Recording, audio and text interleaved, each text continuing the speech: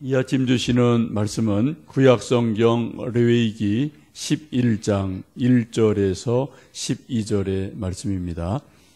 구약성경 160면 레위기 11장 1절에서 12절의 말씀, 우리 함께 한 목소리로 합독하십니다.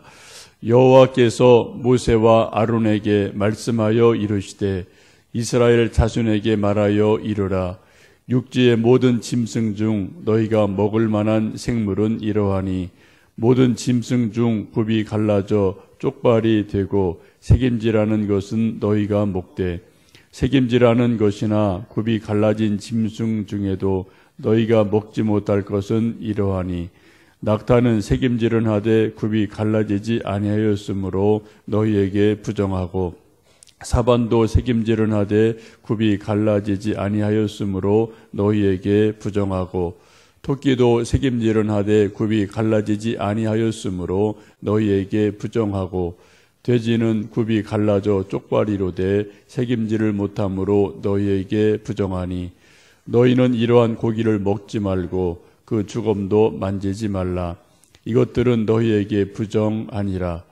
물이 있는 모든 것 중에서 너희가 먹을 만한 것은 이것이니 강과 바다와 다른 물에 있는 모든 것 중에서 지느러미와 비늘 있는 것은 너희가 먹되 물에서 움직이는 모든 것과 물에서 사는 모든 것 곧 강과 바다에 있는 것으로서 지느러미와 비늘이 없는 모든 것은 너희에게 가증한 것이라.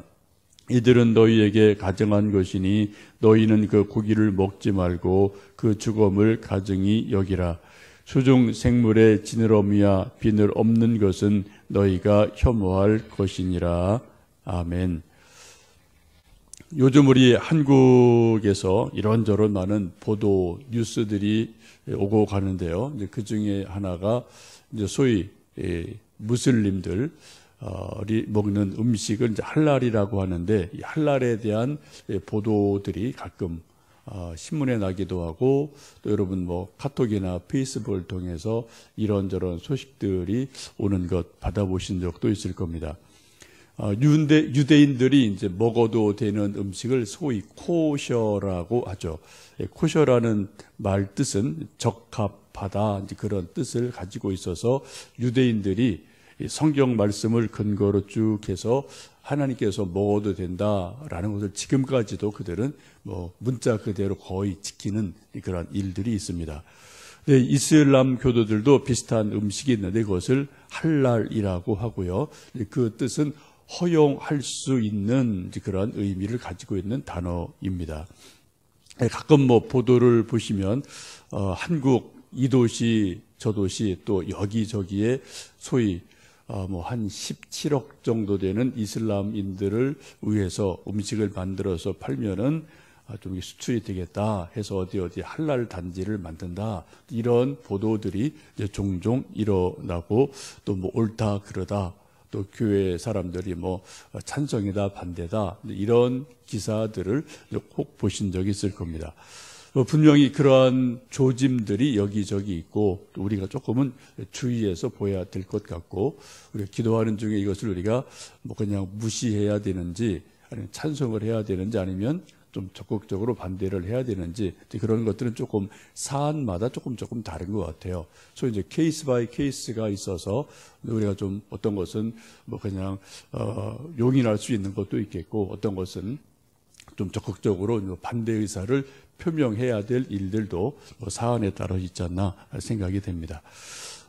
며칠 전 경기도청 경제실에서 이런 것을 이제 좀 발표한 적이 있습니다. 이것도 보도에 나온 것인데, 요즘 수출 유망국으로 떠오르는 나라가 이제 소위 이란이라는 나라죠. 핵 문제가 이제 해제가 돼서 이제 많은 나라들이 이란을 찾고, 또 이란에 투자할 만한 가치가 있다, 그래서 많은 사람들이 이제 찾고 하는데, 이란과 중동에 있는 이슬람권 국가의 판로를 위해서 경기도에 할랄 수출 닥터를 운영하려 한다라는 이제 공식 보도를 한 적이 있습니다. 이 사업을 통해서 이제 할랄 시장에 진출을 원하는 수출 기업 10여 개사를 선정을 해서 할랄이 뭐냐 컨설팅을 해주고, 또 이제 교육을 받으면 그런 음식물 만들 수 있는 것을 인증을 내주고 뭐 전시회를 해주고 하는 이런 것들을 한 150개사까지 쭉 이렇게 확대해서 교육하고 세미나를 진행할 계획이다라는 것을 경기도청에서 얼마 전에 보도한 적이 있습니다.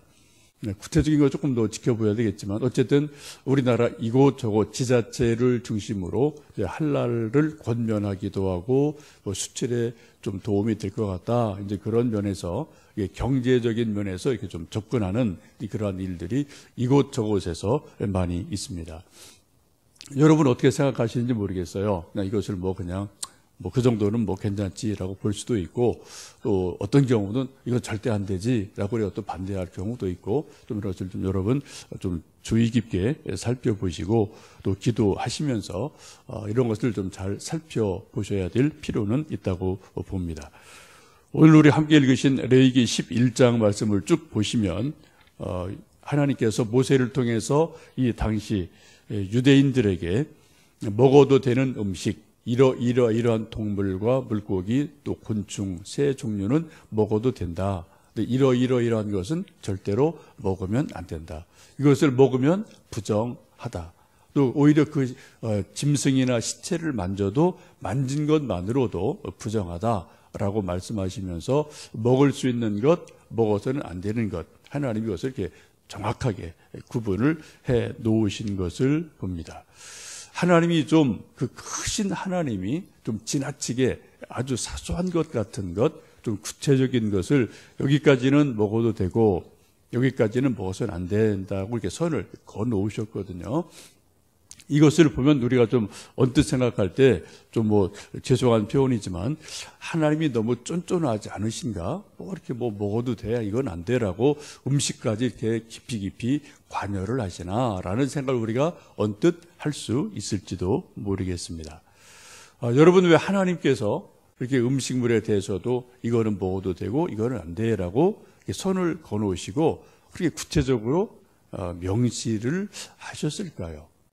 하나님이 왜 그렇게 우리에게 이런 일을 음식물까지 이렇게 좀 관여를 하시는 일이 있을까요? 그 이유가 뭐라고 생각을 하십니까? 우리 지금 아침에 8장 찬송을 불렀습니다. 거룩하신 주님이라고 우리가 좀 거룩이라는 그 단어가 아주 많이 반복되는 그 찬송 중에 하나이죠. 근데 우리가 레위기를 쭉 읽으면서 가장 중요한 핵심적인 말씀이 11장 45절에 있는 말씀에 나오는데 한번 여러분 그 11장 끝부분에 45절 말씀을 함께 좀 읽어 보실까요? 나는 너희의 하나님이 되려고 너희를 애굽 땅에서 인도하여 낸 여호와라. 내가 거룩하니 너희도 거룩할지어다. 그 앞에 있는 말씀을 쭉 보시면 11장 전체 내용이 그겁니다. 이것은 먹어도 되고 저거는 먹으면 안 된다. 그것을 중심으로 또 여러 가지 우리가 부정한 것, 정한 것 이런 먹을거리들을 중심으로 쭉 구체적으로 이러한저러한 말씀을 아주 세세하게 말씀을 하시고 결론적으로 하신 말씀이 45절에 있는 말씀입니다. 나는 이스라엘 백성들의 하나님 여호와가 되려고 너희를 애굽에서 이끌어내는 출애굽을 한 하나님이다. 내가 거룩하니 너희도 거룩해라 라고 말씀을 하십니다.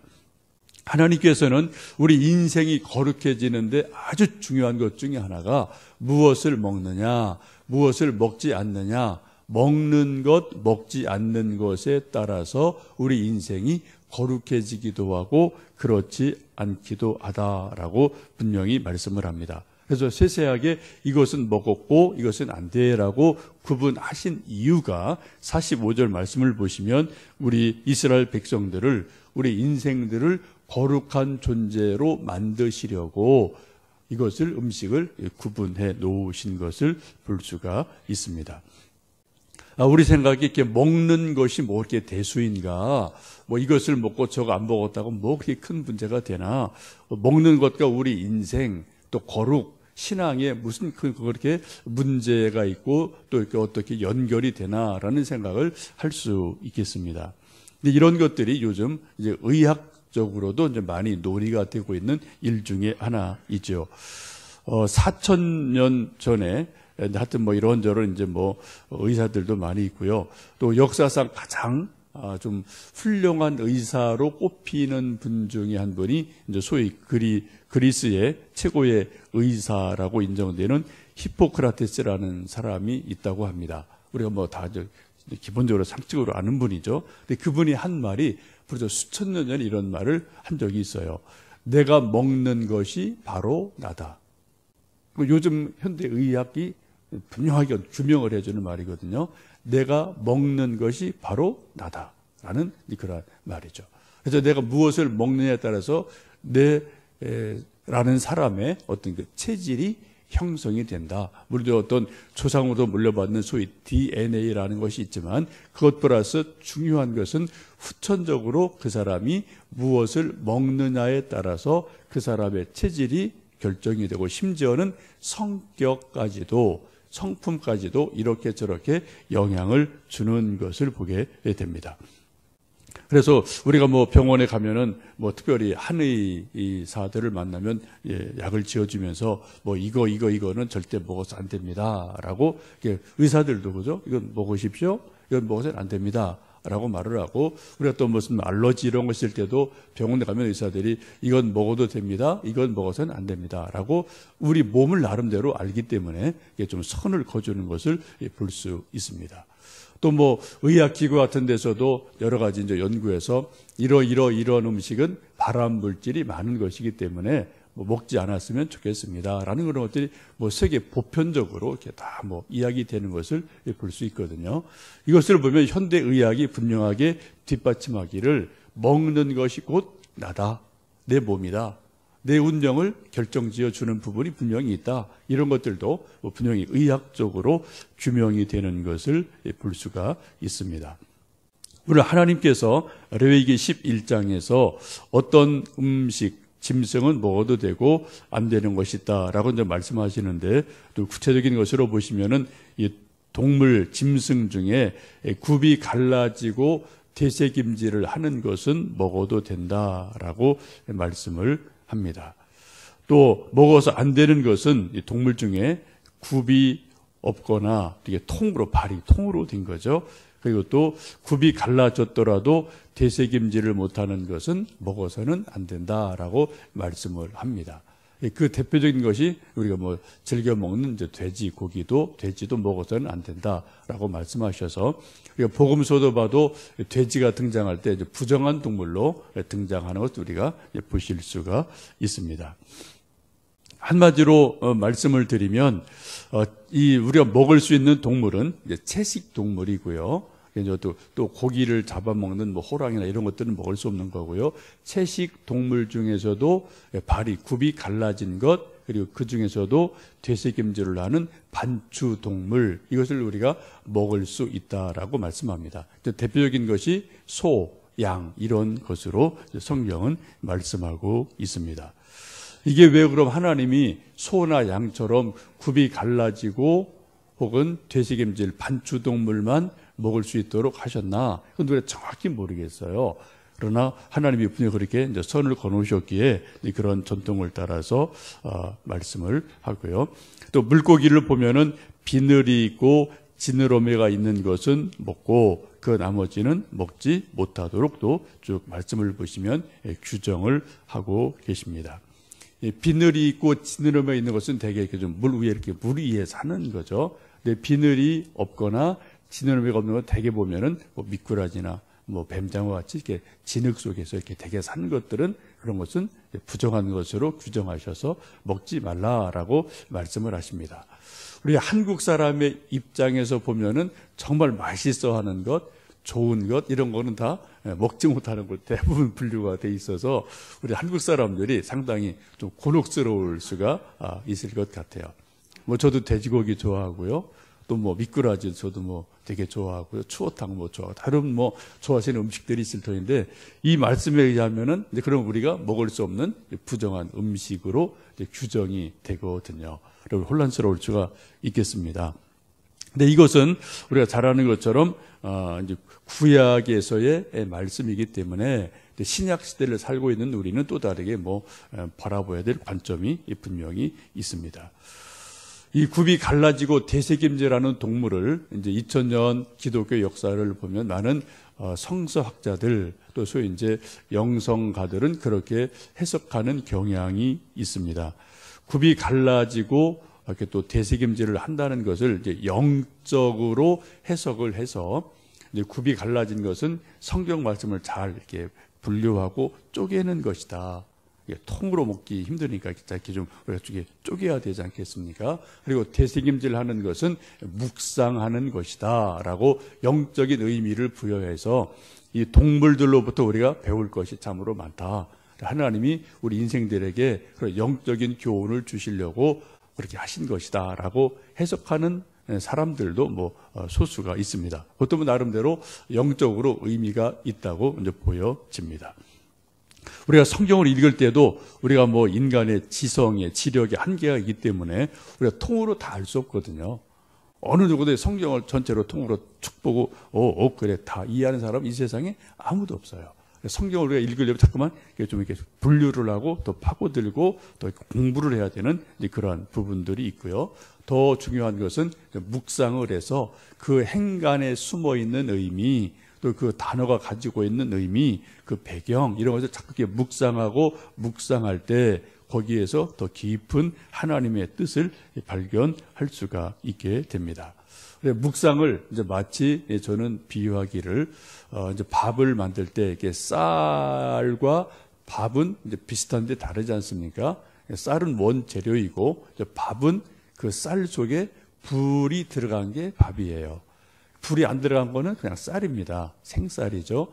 근데 그 쌀 속에 물을 넣고 끓이고 찌고 이렇게 해서 쭉 밥을 만들려면 이렇게 쭉 그 쌀 속 알맹이 속으로 계속 불 기운이 축축축축 이렇게 들어가야 되는데 그렇게 되면 그것이 바로 이제 쌀에서 밥으로 변화되게 되고 우리 사람들이 먹기에 쉽게 되고 또 우리에게 영양가를 주는 밥이 되지 않습니까?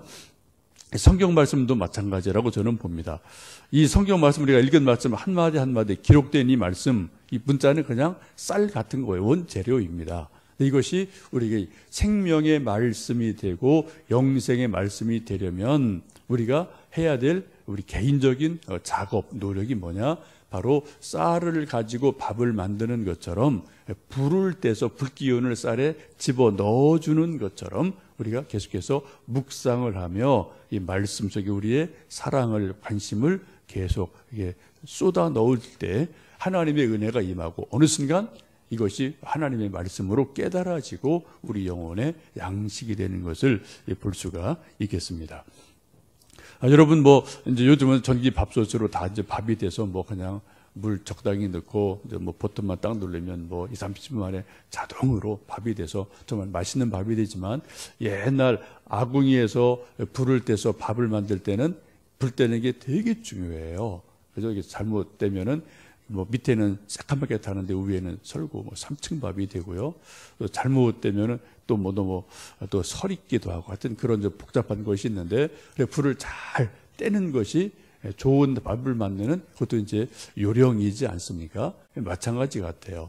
그래서 성경 말씀을 읽고 또 공부하고 묵상할 때도 지혜롭게 정성껏 적당하게 묵상하고 깊이 볼 때 우리에게 합당한 그러한 말씀을 우리가 이해할 수 있고 깨달을 수 있지 않나 싶습니다. 어쨌든 우리 믿음의 선배들 중에 이제 한 종류의 흐름의 사람들은 이 대세김질하고 굽이 있는 것을 성경 공부 또 성경을 묵상하는 것 이런 것으로 영적 해석을 해서 이렇다라고 본 적이 있는데 나름대로 의미가 있다고 보여집니다. 그래서 조금 더 분명한 것은 하나님이 왜 어떤 동물 또 물고기 이런 것은 먹어도 되고 안 되느냐라고 말씀하신 것을 좀 일반적인 기준은 그 당시 열대 지방에서 비교적 상하기 쉬운 동물이나 물고기들은 좀 하나님이 이렇게 좀 배제를 시키신 것을 볼 수 있고요. 그러나 더 중요한 것은 우리가 다 이해는 못하지만 하나님 보시기에 이것은 정하다, 부정하다라고 하나님께서 정하신 그 자체가 그냥 기준이에요. 그래서 우리가 다 하는 높은 뜻을 다 헤아릴 수는 없죠. 하나님께서 보시기에 이거는 정하다, 이건 부정하다라고 정하신 그 자체가 뭐 분명한 기준인 것을 알 수가 있습니다. 근데 이것이 이제 신약으로 넘어오면은 이런 구약에서 말씀하신 것들의 어떤 그 기준이 조금 더 새로워지는 일들이 일어나게 됩니다. 왜요? 예수님은 구약의 율법을 철폐하신 분은 아니지만 구약의 율법을 더 온전하게 완성하신 분이기에 우리가 예수님의 눈으로 구약을 또 새롭게 보여야 되는 입장이 우리가 신약 시대에 살고 있는 우리, 복음의 시대에 살고 있는 우리에게 필요한 새로운 눈이기도 합니다. 사도행전 10장에 보시면 베드로가 기도하는 중에 환상을 보게 됩니다. 근데 큰 보자기 하늘에서 내려오게 되는데 보자기를 펴서 보니까 그때 막 좀 배가 고플 때였던 것 같아요. 보자기 펴보니까 먹어서는 안 되는 그러한 것들이 쭉 보자기에 가득하게 있죠. 쉽게 말하면 우리 음식으로 말하면 뭐 맛있는 그런 족발 이런 것들이 막 수북하게 있어서 이제 배는 고파서 먹어야 되겠는데 이게 먹을 수 없는 음식이기 때문에 저 고민하고 있을 때 하늘에서 하나님 말씀하기를 이거 잡아 먹어라. 먹어도 된다. 먹어라라고 말씀을 하시는 거죠. 배고픈 베드로 앞에 환상 중에 족발을 잔뜩 쌓아놓으시고 먹으라라고 말씀하시니까 베드로가 막 혼란스러워서 저는 절대 못 먹습니다. 이건 부정합니다라고 거부할 때 그런 일이 3번이나 반복이 되게 되죠. 그리고 얼마 있다가 이제 베드로 찾아온 사람이 있어서 따라갔더니 이제 만난 사람이 바로 백부장인 고넬료를 만나게 되고 이방인이죠. 가서 이제 인사를 했더니 고넬료가 자기도 기도 중에 하여튼 베드로를 이렇게 알게 되고 이렇게 해서 하나님이 만나게 하셨다라는 것을 이제 고넬료가 고백할 때 그때 베드로가 번쩍 정신이 들어서 하나님이 하시고자 하는 일을 깨닫게 되죠. 그건 뭡니까? 이방인들도 하나님이 구원하시는구나. 하나님이 이방인들도 부정하다 하지 않고 구속하시는구나 라는 것을 깨닫고 말씀을 전하고 그들에게 이제 좀 세례를 베풀고 은혜를 베푸는 것을 볼 수가 있습니다. 이제 이 일로 인해서 음식 먹는 것이 이제 부정하다, 정하다라는 기준이 이제 그것을 뛰어넘는 새로운 장이 베드로의 이런 일을 통해서 일어나게 됩니다. 혹시 여러분 지금도 가끔 보시면은 어떤 분들 구약의 이런 말씀들이 구체적으로 있으니까 뭐 이거 먹어도 돼요, 안 돼요? 이제 그런 질문하는 분들이 있고요. 아마 그 중에 하나가 소위 이제 선짓국을 먹어도 됩니까? 안 됩니까? 라는 질문하는 분들이 간혹 계시고 또 조금 이거 먹어야 돼? 말해야 돼? 그런 좀 혼란이 있을지 모르겠는데 뭐 여러분 생각 어떠신지 모르겠는데 저는 크게 뭐 관여할 일은 아니라고 봅니다. 그것은 뭐 여러분 입맛에 맞으시면 드셔도 되고 또 뭐 그냥 마음에 꺼리낌 있으면 안 드시면 되고 사도 바울이 한 말씀 중에 제사 음식을 놓고 먹어도 되느냐 안 되느냐라는 게 또 이제 고린도서에 보면 나오지 않습니까? 그때 사도 바울이 분명히 말씀하세요. 뭐 우상한 때 올렸던 뭐 그 음식물 뭐 아무것도 아니다. 그게 그거다. 그러나 사람들이 마음에 꺼리면은 먹지 말아라. 또 사도 바울도 나는 그런 것에 전혀 관여하지 않고 개의치 않는다. 그래서 이미 뛰어넘었다. 그러나 믿음 적은 사람이 사도가 저런 거 먹어? 라고 의심하고 혹시 믿음 적은 사람이 실족할 만하면 나는 그 사람 때문에 먹지 않는다라고 말씀하는 것을 볼 수가 있거든요. 여러분 음식물은 하나님이 주신 모든 먹을거리입니다. 여러분 개의치 마시고요. 그러나 단지 우리 건강에 또 내 몸에 맞지 않으면 안 드시면 좋겠고 또 하여튼 믿음 적은 사람이 또 저런 거 뭐 목사가 장로가 저런 거 먹어도 돼? 개고기 먹어? 그럼 또 괜히 또 안 좋아하는 분들이 있을 것 같거든요. 근데 그런 분이 있으면 굳이 그 앞에서 뭐 먹으라고 권면하거나 먹을 필요 없고 그냥 혼자 먹으면 되고요. 뭐 이런 거죠. 여러분 먹는 것 자체에 대해서는 여러분 크게 뭐 개의치 마시고요. 단지 내 건강에 내 체질에 또 다른 사람의 어떤 믿음에 뭐 혹여라도 부정적인 영향을 준다면 굳이 뭐 먹을 필요 없고 뭐 혼자 뭐 드시면 되지 않을까라는 생각을 해보게 됩니다. 좀 건강에 유익이 되느냐 혹은 덕을 끼칠 수 있느냐 이런 기준을 가지고 우리 하나님 주신 음식들을 좀 감사함으로 받아서 우리 몸을 건강하게 만들고 또 성전인 우리 몸을 든든하게 만들고 거룩하게 만들어가고 우리 또 영혼을 깨끗하게 만들어가면 우리 몸을 통해서 하나님 영광 받으시고 우리가 또 건강하게 살고 또 오래 살면서 하나님을 열심히 하는 것이 이제 먹거리의 의미인 줄로 압니다. 여러분 오늘 하루에 뭐 아침, 점심, 저녁 또 무엇을 드실지 모르겠는데 맛있게 드시고요. 또 기쁘게 드시고요. 잘 소화하시고 또 그 건강한 몸으로 또 하나님 일, 또 주어진 일상의 일 잘 감당하시는 그런 즐거운 하루 되실 수 있기를 간절히 원합니다. 기도하겠습니다.